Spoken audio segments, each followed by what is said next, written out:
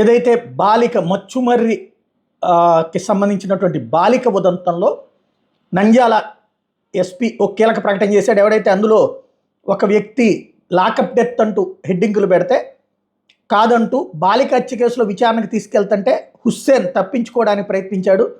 ఆ ప్రయత్నంలో అతనికి గాయాలైన నంద్యాల ఆసుపత్రికి తీసుకెళ్ళి ట్రీట్మెంట్ ఇస్తుండగా అతను చనిపోయాడు అన్నటువంటిది ఆత్మకూరు ఆర్డీఓ ఆధ్వర్యంలో పోస్ట్ మార్టం చేశామన్నట్టు. అయితే ఇక్కడే నిజానికి హుస్సేన్ ప్రభుదాస్ ఇద్దరు అన్నదమ్ములు మైనర్ బాలిక అత్యాచారం కేసులో అభియోగాలు ఎదుర్కొంటున్నటువంటి నిందితుల్లో ఓ బాలుడికి వీళ్ళు మేనమామ అవుతారు.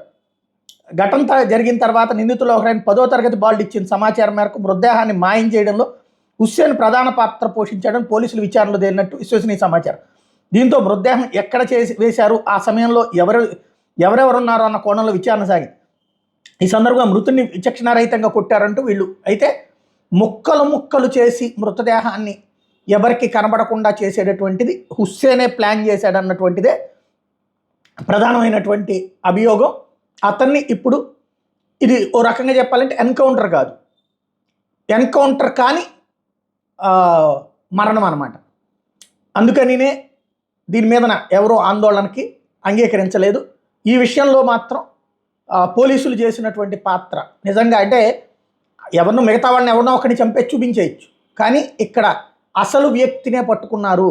ఇప్పుడు ఆ అసలు వ్యక్తే, ఆ పాప మృతదేహాన్ని ముక్కలు చేసిన వ్యక్తే ఈ విధంగా అయ్యాడు.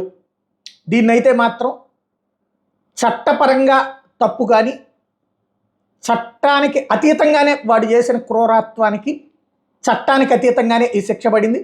ఈ విషయంలో పోలీసుల ధైర్యానికి హ్యాట్స్ ఆఫ్.